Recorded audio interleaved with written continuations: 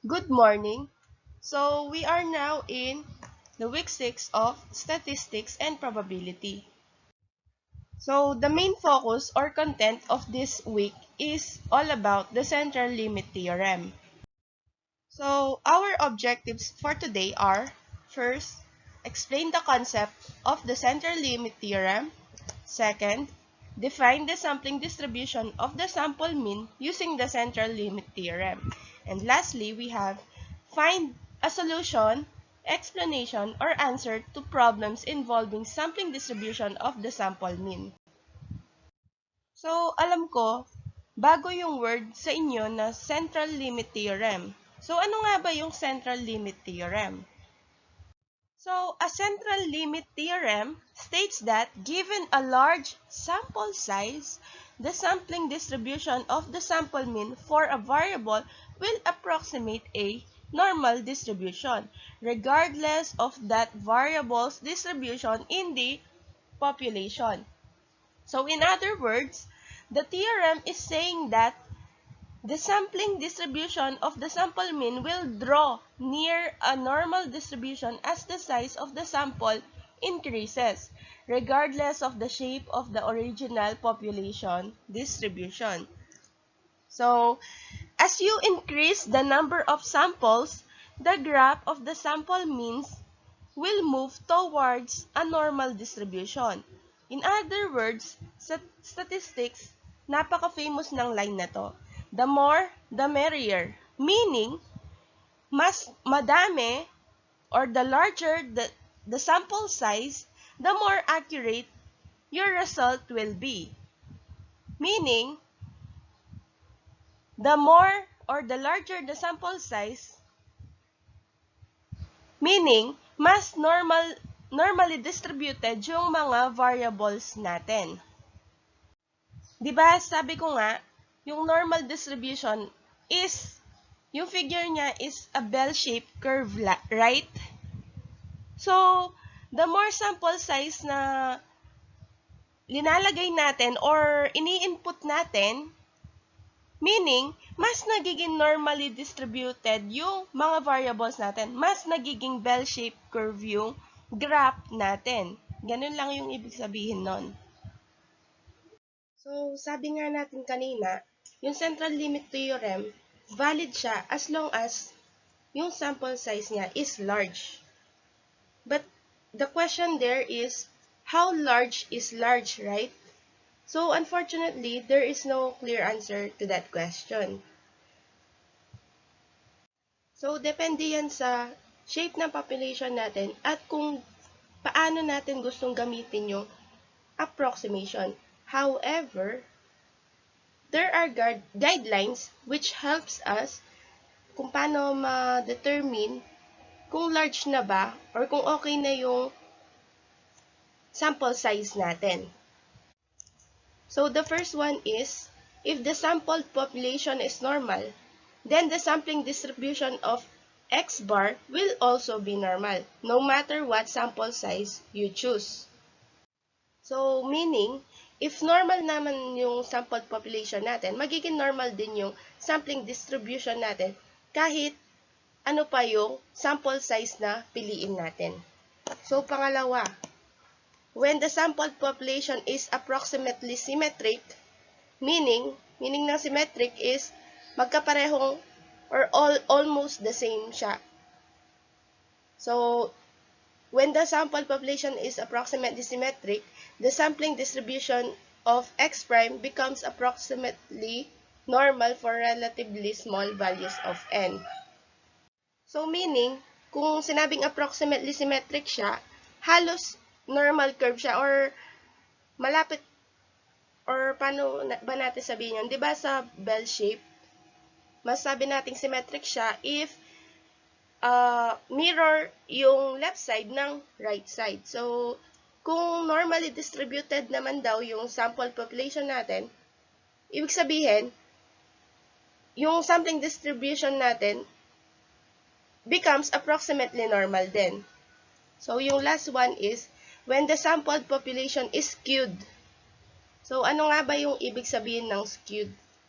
So, meron tayong bell curve, right? Ayan, bell curve. This is bell curve shape. So, ito yung normal distribution natin. Paano yung skewed to the left? So, pag sinabi nating skewed to the left, ganito yung itsura niya. Ayan. Papunta sa right yung peak niya. How about skewed to the right? So, dalawa kasi yan. Ay, tatlo yan. Normally distributed, skewed to the left, and skewed to the right. So, yung skewed to the right naman, baliktad siya ng skewed to the left. Ayan. Ganyan yung itsura niya. So, sabi, when the sample population is skewed, the sample size n must be larger with n at least 30 before the sampling distribution of x prime becomes approximately normal. So, magiging normally distributed lang daw siya if the sample population is skewed, meaning left skewed siya or right skewed. Kapag ganito yung itsura niya, the sample size n must be larger daw, which is at least 30. So, 30 and up, need, yung sample size natin, kailangan 30 and up siya if, and only if, it is skewed to the left or skewed to the right. So, let us take a look at this example. Find the indicated probability in each of the following situation. So, in this example, we're going to apply the Central Limit Theorem in solving problems involving sampling distribution of the sample means. Okay? So, our given is probability wherein x prime is less than 76.5. We have sample population of 600. We have sample size of 60. Mu is 78 and sigma is 6. So, first thing to do is to identify the given. So, we have sample population of 600, mu is 78, sigma is 6, sample size is 60, and x prime is 76.5. So, these are our given. Then, next step is to get the sigma sub x because we are dealing with, since the population is finite, right? Kasi yung population sample natin is 600 and 600 is countable. So, we're going to use this formula for sigma or for standard deviation para makuha natin yung standard deviation for finite population. Since our given is finite, we're going to use this formula. And yung formula na to is na-discuss na last video lesson. So, all we have to do is to substitute the values sa formula. So, we have sigma of 6 all over square root of 60, which is the sample size, multiplied by the square root of the difference of sample population and sample size, which is 600 minus 60, all over 600 minus 1. So, kapag in-input nyo yan sa calculator nyo, our answer is 0.76. And then, next is we need to convert the values to standard score. So, in converting values to standard score, we have formula of z is equal to x minus mu all over sigma, right? But since we don't have x, we will use, instead of x, we will use x prime. So, we have a formula of, so we're going to convert x prime to z score. Kasi yun yung gagamitin natin para ma-determine yung probability that the sample we obtain will have a mean of 76.5 or more. So, i-convert na natin yung x prime to z score. So, eto na yung formula niya. So, z sub 1 is equal to x prime, which is 76.5. So, 76.5 minus mu, which is 78 all over sigma, sub x, which is 0.74. Bakit ginamit na natin yung sigma sub x imbis na sigma lang? Because we're dealing with finite population. Yun lang yung reason doon. Tapos, tsaka yung topic natin is sampling distribution of the sample means, diba? Tapos, ini-integrate natin yung Central Limit Theorem. So, next step is to draw the normal curve. So, naturo na rin to yung pag-draw ng normal curve. But, yung naturo is yung mu natin or yung mean is equal to 0 lagi, di ba? But this time, mu is equal to 78 na. Because our sa given natin, mu is equal to 78. Kaya yung ilalagay natin dito, imbis na 0, it is 78. Tapos, ilocate natin yung x prime natin, which is 76.5. So, i-approximate lang natin, and it is approximately here. Then, we shade it. So, tingnan natin kung i-shade ba natin yung banda sa left, banda sa right, or banda sa left. Tapos, tignan muna natin yung probability. Diba? Ganun yung mag-draw ng normal curve. So, since x prime is less than 76.5 and this is 76.5, what are the numbers less than 76.5? Of course, yung 76.4, 76.2, kaya dun yung part na i-shade natin. So, na-shade na natin siya. So, isolve na natin yung probability. So, P x prime is less than 76.5 is equal to what? Probability of negative 2.03. So, yun nakuha natin sa, nung kinonvert natin yung x prime to z-score, that is negative 2.03 less than z. So, base pala sa figure natin, less than, which is less than, diba? So, kapag dreno natin yung normal curve natin, whether it is positive or negative, same lang naman, diba? It's either left or right lang naman siya. So, kapag first thing we need to do, since negative siya, dito siya banda sa left, right? Kamukha nandito, banda siya sa left. Ito yung kinukuha na natin, yung negative 2.03 na z-score na less than, or z-score is greater than negative 2.03. So, technically, same drawing lang siya. Yung probability ng x prime tsaka probability ng z, same drawing lang siya. Ganitong drawing din siya kasi kinonvert lang natin siya, right? So, we're going to use this figure na lang. So, since ganito yung figure niya, what do you think is, kamukha lang, balik tayo dun sa last nung video lesson natin ng week 2, if I'm not mistaken. So, is it addition or subtraction? Diba sabi ko na yung sa left niya, since they are symmetrical, yung sa left niya is 0.5 and yung sa right niya is 0.5 din. Since ito lang yung shaded part natin, and this is 0.5, para malaman natin yung area na to, we will subtract it from 0.5, kung ano man yung value na makuha natin.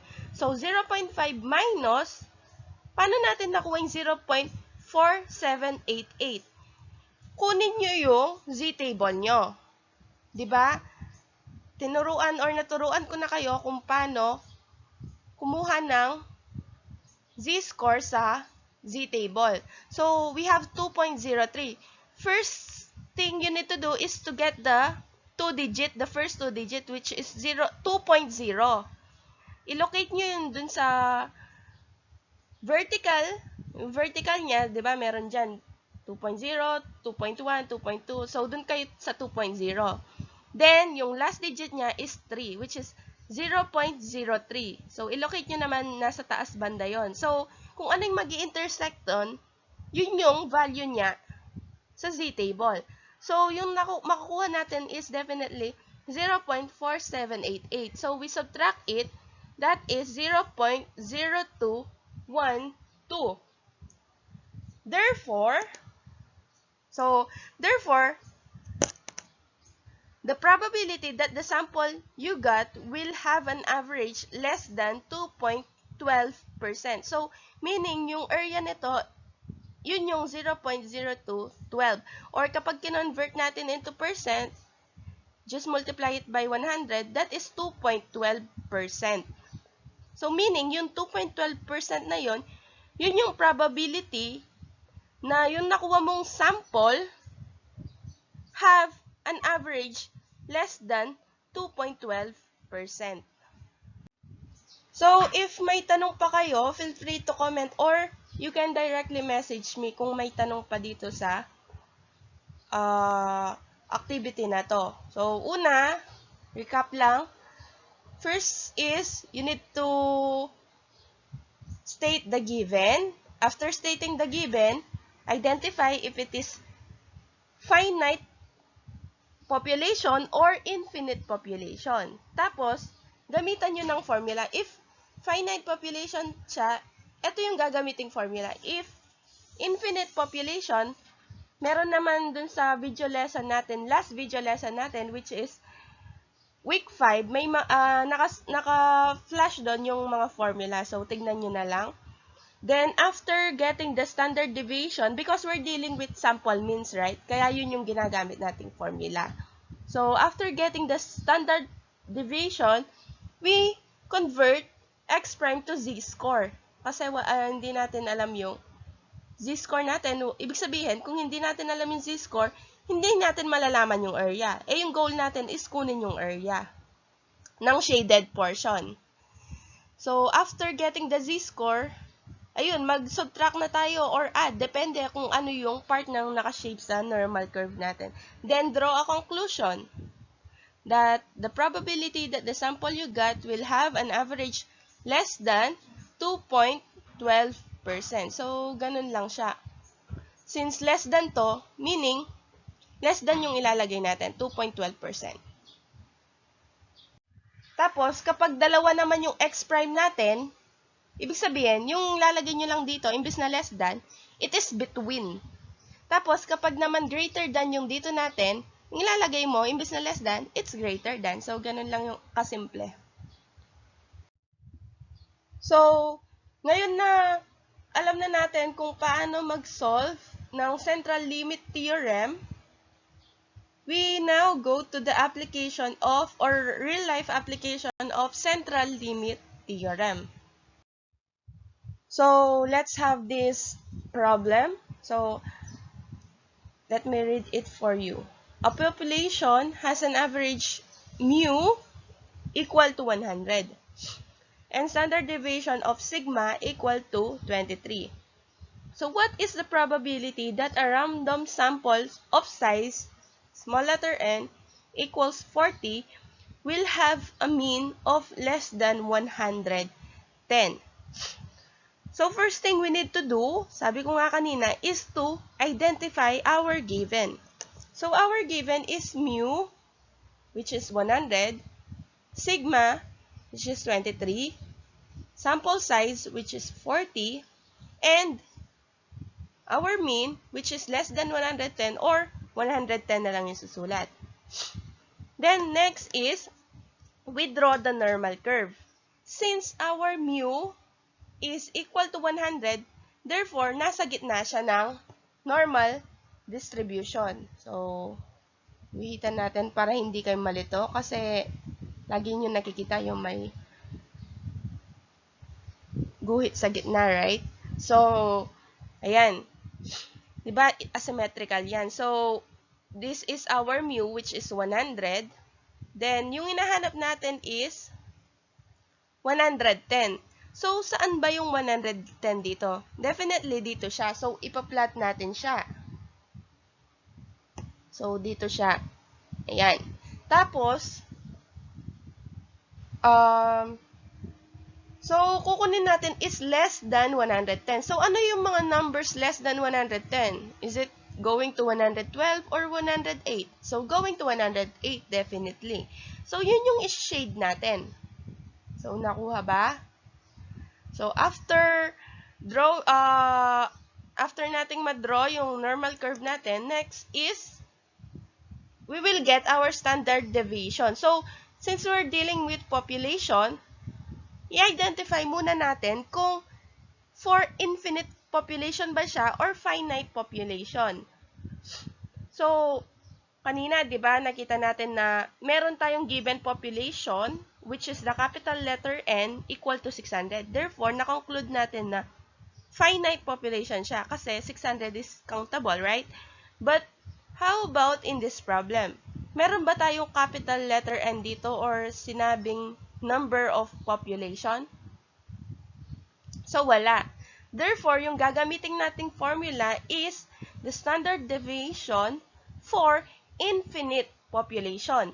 So, kung makikita nyo doon sa week 5 video lesson, nandun yung formula natin. Ito yung nakasulat na formula. So, we have sigma sub x is equal to sigma all over square root of the sample size or small letter n. So, all we have to do, sabi ko nga, is to substitute the values. So, we have sigma of 23 all over the square root of the sample size, which is 40. And when you input this on your calculator, you will have an answer of 3.64. So, after getting the standard deviation, we are now ready to convert the x prime to z-score. So, sabi ko nga, we don't have x here. Supposedly, yung formula is x minus mu. So, in replace to that, we will use x prime or x bar. So, x bar minus mu all over sigma sub x. So, x prime, we have 110 minus sigma, which is 100, or mu, rather, which is 100 all over the standard deviation sub x, which is, yung nakuha natin, 3.64. And kapag in-input nyo sa calculator nyo yan, makukuha nyo is 2.74. After that, sir nating makuha yung z-score natin, and yung next natin is kunin na natin yung probability. So, paano natin kukuhanin? So, we have probability of x prime is less than 110, right? Gaya na nakasulat dito. Mean of less than 110 is equal to the probability of the z-score, z, less than 2.78. So, yung 2.78 is nakuha natin dun sa pag-convert ng x prime to z-score, right? So, next is, we get the value of this using the z-table. So, alam naman natin paano mag-locate. So, we get the first two digit, which is 2.7, and the last digit, which is 0.08. Then, yung intersection nila, yun yung value. So, the value is 0.4973. So, para makakuha natin to, kailangan nyo yung z-table. So, since ganito yung nakuha natin or na-draw natin na normal distribution, right? Or figure. So, shaded portion is etong buong to from 110 up to here. So, yung sabi ko nga, kapag shaded yung kabila, then may shaded part din sa kabila, yung gagamitin natin is addition. So, we're going to add 0.5, which is yung sa left natin kasi na-shade lahat. And yung area ng mula sa mu hanggang 110. So, yung shaded part niya, yung area niya is 0.4973 na nakuha natin sa z-table. So, kapag pinag-add natin siya, yung answer natin is 0.9973. Then, we'll convert it into percent. So, we have 99.73%. What is our conclusion? Therefore, the probability that a random sample size is equal to 40 will have a mean less than 110 is 99.73%. So, are there any questions or clarifications about about what have been discussed? So, kung may question kayo, pwede kayong mag-comment or you can directly message me. So, if wala, let's proceed to the evaluation part of the SIPACS. So, this is the evaluation part of the SIPACS. Written work, kamukha lang nung binigay kong example. So, quiz number 6 on page 76. So, written work. So, alam nyo na kung paano siya gawin, right? Na-discuss na natin. So, yung rubrics dito is, first is you write the given, which that is 1 point. Then the solution, 2 points. And the answer is equivalent to 2 points. Meaning, 5 points each question. So, complete solution po yung ilagay natin para makakuha tayo ng 2 points. Kapag incomplete, 1 point lang po. So, kailangan pa bang i-draw yung normal curve? So, nasa sa inyo yon kung i-draw nyo pa.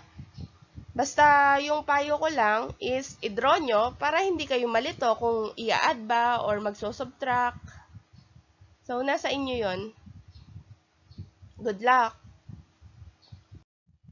So, ngayon, pumunta naman tayo sa application ng Central Limit Theorem in worded problems naman. So, here is an example of a worded problem that involves Central Limit Theorem. Let me read it for you. So, the number of pizzas consumed per month by high school students is normally distributed with a mean of 10 and a standard deviation of 4.5. So, the question is, what is the probability that in a random sample of 25 students, they will consume an average of less than 12 pizzas? So, pareho lang na mga steps kanina. Yung pinagkaiba lang niyan is, this time, yung example natin is worded problem. So, first step is to identify the given. So, our given are the mean of 10. So, that is, symbol for mean is mu. So, mu equals 10. Standard deviation of 4.5. So, symbol for standard deviation is sigma. So, we have sigma equals 4.5. And a random sample of 25 students. Therefore, small letter n, that is sample size, is equal to 25. And an average of less than 12 pizzas. That is x prime equals 12. So, first thing we need to do is to draw the normal curve. So, this is our normal curve. So, draw muna tayo. Then, we have mean. So, our mu is 10, right? So, mali yung guhit natin. So, guhitan ko lang ulit. So, dito dapat yan, right? Hindi yung black. So, paki-disregard yung black. And then, yung sa 12 natin, so, this is 10. For sure, banda sa right yung 12. So, ito yung line natin for 12. And then, i-shade natin. Sabi dito, sa problem, less than 12 pizzas. So, ano yung mga numbers less than 12? Papunta pa sa 12.5 or papunta sa 11.5? Less than. So, therefore, 11.5 is less than 12. So, yung shaded part ng normal curve natin is papunta sa left. So, isi-shade natin lahat yun. So, naka-shade na. So, after i-shade, sabihin, yun yung kukuhanan natin ng Z or area mamaya. So, second, step 2. So, we find the standard deviation for population. So, tanungin muna natin yung sarili natin. Are we getting the standard deviation for finite population or infinite population? So, since since wala tayong capital letter N, which is a symbol for population sample, therefore, it is automatically an infinite population. So, gagamitin natin yung formula for infinite population sa standard deviation. So, our formula is this. So, our sigma, substitute lang tayo. Sigma is 4.5 all over the sample size, which is 25. So, lagay sa calculator, yung makukuha natin is 0.9. So, square root of 25 is 5. So, 4.5 divided by 5, that is 0.9. And then, next is, we convert x prime to z-score para makuha nga natin yung area. So, since wala tayong x, papalitan lang natin siya ng x prime. So, x prime natin is 12. So, 12 minus mu, which is 10, all over the standard deviation of infinite population na na-solve na natin, which is 0.9. And kapag input nyo sa calculator, yung makukuha nating sagot or z-score is 2.22. Next is, using the table for area under the normal curve, we get, so sulat muna natin, probability of x prime less than 12, kasi sabi dito average of less than 12 pizzas, so equals probability of z-score, which is less than 2.22. So, titignan na natin, i-compute na natin yan. Since shaded yung sa left niya, and yung sa right niya is may part na shaded, yung gagamitin nating operation is addition. Kaya addition yun dito. So, yung sa left part, since shaded lahat, that is equal to 0.5. Sa right part, that is 0.48. 4868. So, paano natin nakuha yung 4868? Kamukha lang nung kanina. Gamitan natin ng z-table. Kunin natin yung z-table natin. Kunin natin yung first 2 digit, that is 2.2. Locate 2.2. Then, kunin natin yung third digit, which is 0.02. Locate 0.02 sa taas. Then, kung saan sila mag-intersect, yun yung area ng 2.22, which is 0.4868. So, we add them. So, the answer is 0.9868. And we change into percent. That is 98.68%. Therefore, our conclusion is the probability that in a random sample of 25 students, they will consume an average of less than 12 pizzas is how many percent? 98.68%. So, kamukha lang nung previous example yung steps. Pinagkaiba lang is worded problem siya. Basta na-identify nyo na yung given, it follows na yung mga solution natin. So, be careful sa pag-identify lang ng given.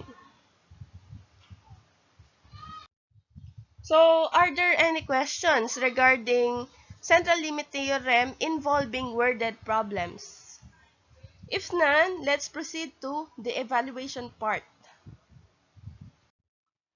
So, wala nang tanong, we go to the evaluation part of week 6 regarding or in line with the worded problems of Central Limit Theorem. You turn your SciPacs on page 76. So, may sinend ako sa GC nyo na yung number 16 to 20, we have 6 ounces here and 6.05.